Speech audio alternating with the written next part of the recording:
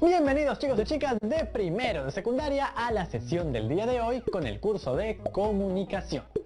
Si han tenido la oportunidad de viajar, sabrán que cuando lo hacemos por el Perú tenemos más de una forma para hacerlo. Tenemos las vías aéreas y más de una vía terrestre. De hecho, personalmente, yo prefiero viajar por tierra. Me gusta mucho mirar por la ventana y observar el paisaje. De hecho, recuerdo mucho cuando en la capital se inauguró el Metro de Lima. Me pareció fabuloso contar con un sistema de transporte de trenes modernos aquí en el Perú. Y hablando de trenes, ¿ustedes se han puesto a pensar cuántos trenes tenemos en el Perú? Pues hoy, con nuestros amigos de Sucedió en el Perú, veremos un video que nos permitirá responder esa pregunta y conocer más acerca de los ferrocarriles que recorren el territorio y la historia de nuestro país. Pero antes de subirnos a este vagón de tren, tenemos que sacar lápiz y papel para ejercitar nuestra escucha atenta y resolver las siguientes preguntas. ¿Listos? Primero, ¿cómo surgieron los ferrocarriles en el Perú y cuáles fueron las necesidades que se satisfacieron gracias a ellos? 2. ¿Qué beneficios generaron los ferrocarriles en el Perú? 3. ¿Qué características o información relevante identificamos en el ferrocarril de la ruta Lima-Callao? 4. ¿Qué características o información relevante identificamos en el ferrocarril Tacna-Arica? 5. ¿Qué características o información relevante identificamos en el ferrocarril Lima-Chorrillos? Y 6. ¿Cuáles fueron los principales problemas y dificultades que se presentaron en nuestro país y que hicieron difícil el desarrollo del transporte ferroviario? ¿Las tienen? ¡Perfecto! Entonces, bienvenidos al tren. ¡Vamos con el video!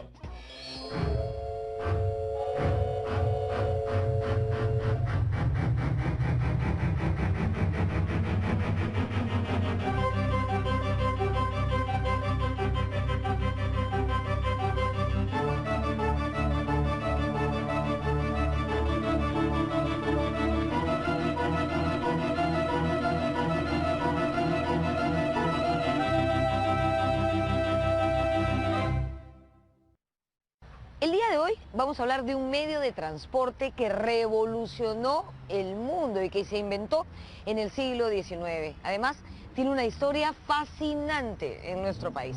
Me refiero al ferrocarril.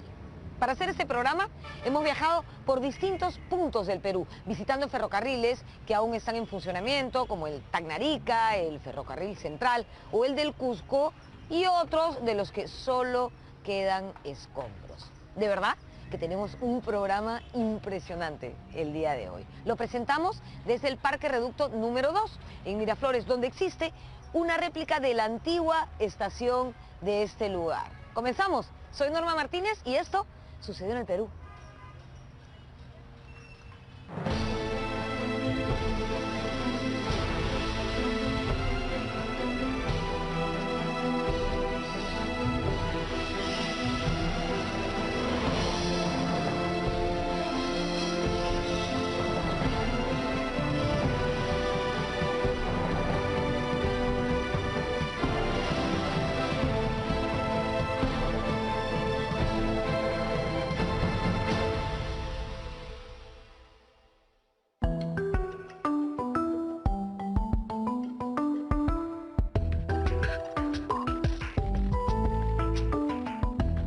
Nuestra geografía siempre ha sido una extraordinaria potencialidad, pero también un problema. Potencialidad, entre otras cosas, por nuestra biodiversidad y todo lo que ello trae, pero problema por lo difícil que ha sido articular nuestro territorio, comunicarlo y hacer que el Estado llegue hasta el rincón más remoto de nuestro país. En el Perú antiguo, esto fue posible gracias al Capac Ñan, o Camino Inca. Después hubo varios intentos y aún seguimos en ello, pero uno muy importante se produjo a mediados del siglo XIX. Un invento estaba cambiando el mundo: el caballo de hierro, es decir, el ferrocarril.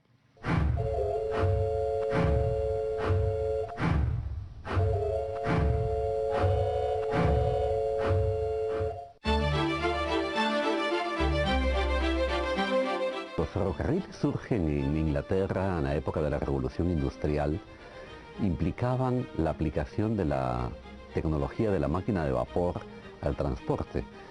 En el mar surgió el barco a vapor y en tierra era pues el ferrocarril. El primer ferrocarril me parece que corre hacia 1825 y surge en la minería, porque era en ese sector donde la necesidad de trasladar grandes cargas era mucho más acuciante. De hecho, ya en siglos anteriores se habían utilizado vagones con ruedas metálicas sobre rieles, pero tirados por caballos o mulas, de manera que lo que se hizo fue reemplazar la tracción animal por la tracción de la máquina de vapor.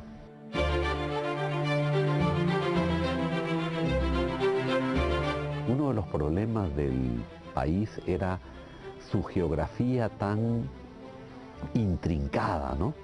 Recordemos que un funcionario virreinal arrugó un papel y se lo presentó al rey de España diciéndole: así es el territorio peruano, ¿no? Como un papel arrugado. Creo que esto nos daba una idea gráfica de los problemas para la comunicación en el Perú. Territorio montañoso, lleno de abismos o quebradas, y en la costa el desierto árido, donde no se podía usar la rueda. Apenas iniciada la República, existían planes para hacer ferrocarriles en el Perú. En 1826 se presentó el primer requerimiento para construir una línea férrea entre Lima y el Callao. Pero todos estos planes tuvieron que esperar hasta mediados de siglo. Y empezaron a concretarse gracias al dinero del guano. Fue así que en 1845 se expidió el decreto y en 1848 se firmó el contrato para la construcción del primer ferrocarril del Perú. Jane Hand mencionaba, ¿no? Los ferrocarriles eran el espíritu de los tiempos, ¿no? Nadie estaba exento de los beneficios que los ferrocarriles iban a traer.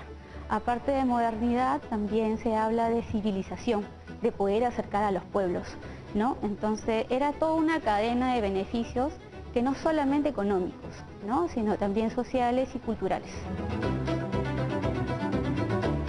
La concesión del ferrocarril Lima-Callao le fue otorgada a dos empresarios locales.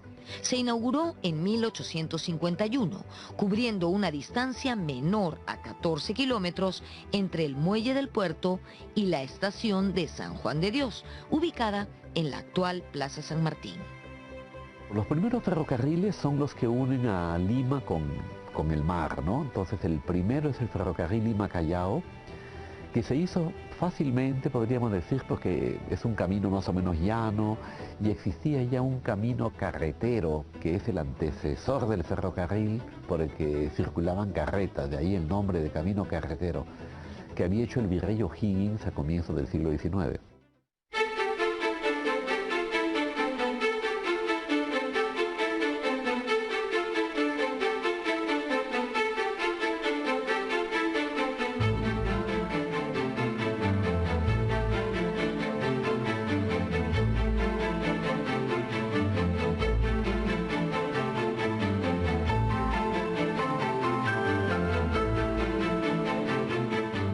Estamos en la heroica ciudad de Tacna, en el extremo sur de nuestro país, ciudad doblemente peruana, y hemos venido hasta aquí para hablar del ferrocarril Tacna-Arica, que también es heroico y por supuesto un monumento histórico. Pero esta era una cuenca pues increíble, porque era Arica, Tacna y toda la República de Bolivia, con ciudades que en ese momento estaban en la total opulencia, ¿no? Un país tan rico como Bolivia transcurría o comerciaba por Tacna y Arica. Por eso que se dio esta prioridad y por eso el éxito que tuvo este ferrocarril por muchos años.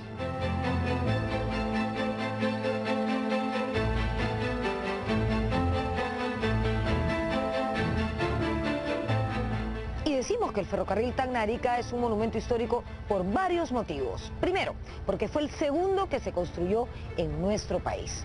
En 1855, en diciembre, de hecho, de 1855, entró el primer tren a Tacna y el 1 de enero del año siguiente, en 1856, comenzó su recorrido diario Tacna-Arica.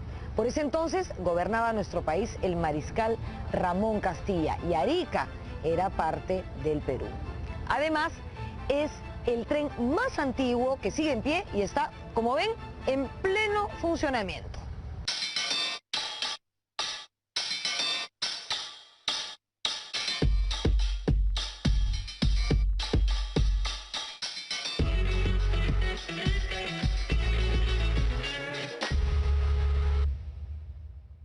El ferrocarril Tacna-Arica fue dado en concesión por 99 años. Cuando los chilenos ocuparon Tacna y Arica, este tren pertenecía a la empresa inglesa Arica and Tacna Railway Company y no pudo ser expropiado por una cláusula específica del Tratado de Ancón. En 1955 el ferrocarril regresó al Estado peruano. Ya para entonces Tacna se había reincorporado a la patria y el tramo del ferrocarril que quedaba en Arica también quedó como una posesión peruana. El ferrocarril Tacna-Arica tiene una extensión de 62 kilómetros y actualmente es administrado por el gobierno regional de Tacna.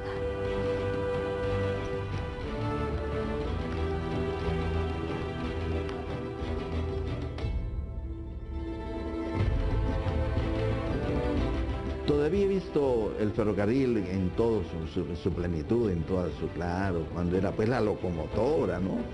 Con 2 salones, 3 salones de segunda y el salón de lujo, con su comedor que todavía está por allí. Eso es, he visto esas épocas en que realmente están en todo su apogeo, ¿no?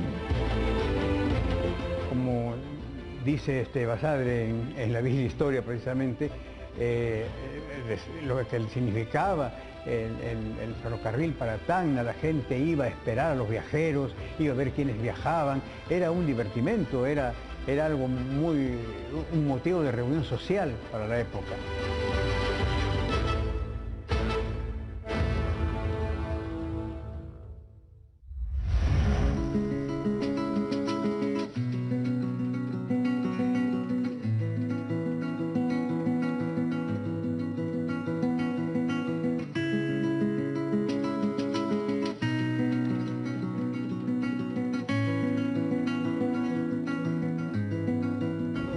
Al llegar a Arica, Basadre recuerda lo siguiente. Luego de 4 interminables horas en aquella época, se divisaban la bahía, el Morro, que es donde yo estoy, en este momento las casas del puerto y el mar.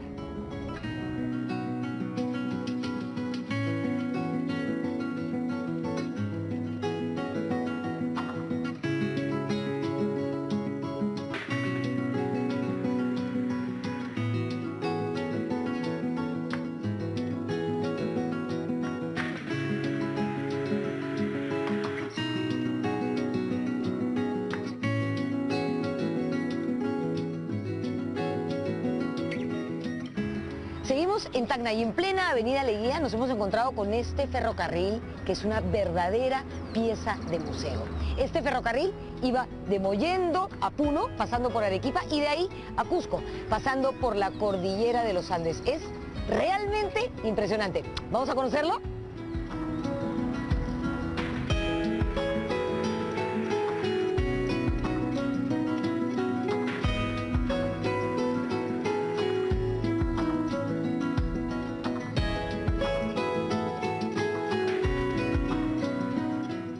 Este tipo de vagón se conoce como coche cama y este espacio se llama cabina dormitorio. Este ferrocarril fue importado de Inglaterra en 1921, en pleno oncenio de Leguía, que si recuerdan fue de 1919 a 1930. Como pueden ver, este lugar se encuentra prácticamente intacto. Todo lo que vemos aquí es original y está sumamente bien conservado. Miren este detallazo, díganme si no es de lujo, ¿ah? Aquí, un lavatorio, un cañito para el agua. Una vez que terminabas de lavarte las manos, cerrabas y el agua se iba por ahí. Todo un lujo. Este tipo de ferrocarriles, o de vagones, mejor dicho, se conoce como pullman.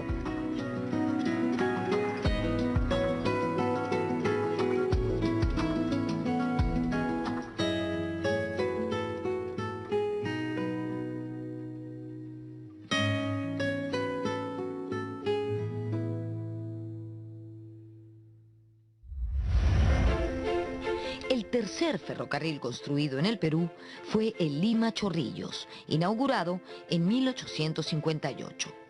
Fue llamado popularmente el ferrocarril inglés. Recorría tramos de la actual vía expresa del Paseo de la República, hasta llegar al balneario de moda en aquellos tiempos, Chorrillos. Se hace el ferrocarril a Chorrillos, con estaciones en Magdalena, Miraflores, Barranco, y que va a poner de moda los baños de mar, que fue un descubrimiento de los limeños, y entonces hacer la excursión a los balnearios, como pasó a llamarse, fue un tema del fin de semana de los limeños, ¿no? En esta primera etapa, los ferrocarriles fueron construidos con capitales privados, pero a partir de 1860 se produjo un cambio en el sistema. El gobierno hacia 1860 lo que hace es dar una ley en donde todos los proyectos grandes e importantes ya no iban a ser dados por el Ejecutivo directamente, sino que iba a tener que pasar por el filtro del Congreso. Tenía que ser el Congreso el que aprobase esos proyectos. Luego de la construcción del ferrocarril Lima-Chorrillos, sobrevino un periodo de estancamiento que duraría hasta 1868. En una década, solo se colocaron 15 kilómetros de vías férreas en todo el país. Muchas veces los empresarios no cumplían con los tiempos de inicio de obras y pedían prórroga y a la par tampoco cumplían. Entonces se cancelaba la concesión y había que volver a retomar todo el proceso de convocatoria para los proyectos. En la década de 1860, políticos como Manuel Pardo sostenían que mientras no se resolviera la carencia de vías de comunicación capaces de acercar a productores y consumidores, el Perú no se convertiría en una nación próspera. El lema de Pardo era convertir el guano en ferrocarriles. Cuando surge el apogeo del guano, al comienzo hay ciertas dudas sobre la duración que va a tener este auge, y recién cuando se toma conciencia de que es una cosa que puede durar varias décadas y no solo unos pocos años, se piensa en qué invertir esta cantidad de dinero que el Perú estaba disfrutando. Y Manuel Pardo, junto con otros dirigentes de la época, pensaron que lo más sensato era invertirlo en ferrocarriles. Esta fue la gran apuesta de esa generación.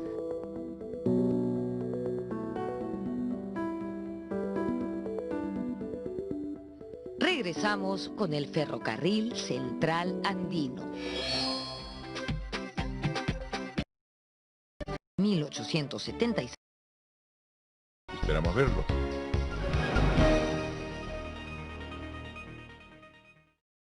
Estamos viendo Aprendo en Casa, secundaria.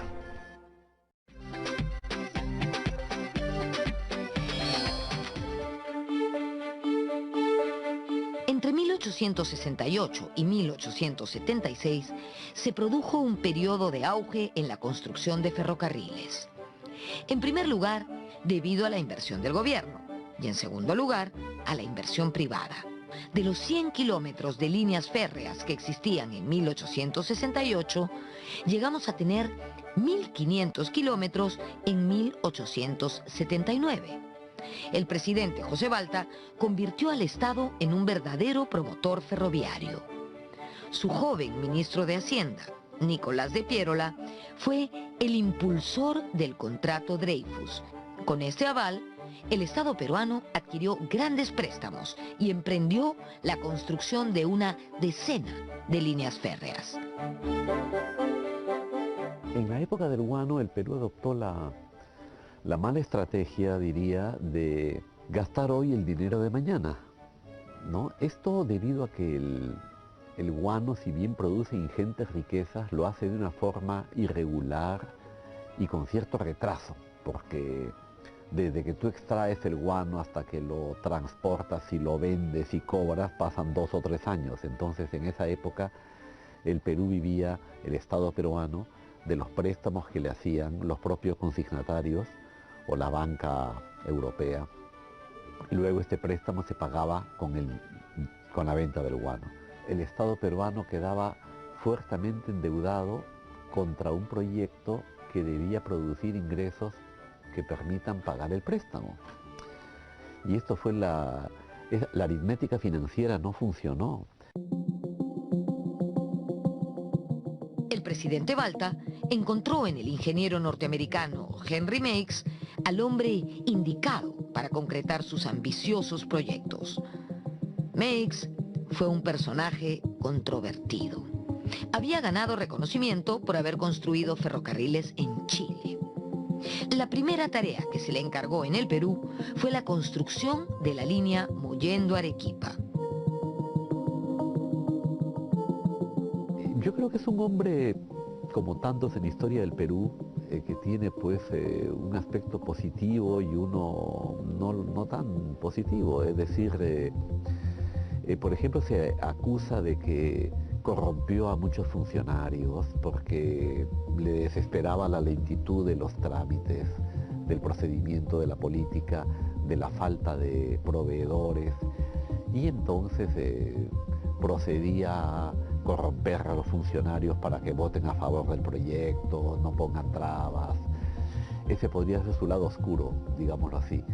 Su lado positivo es que había muy poca experiencia en el mundo de construir ferrocarriles de montaña, es decir, que subiesen 4.000 metros de altura en un trecho corto de kilómetros.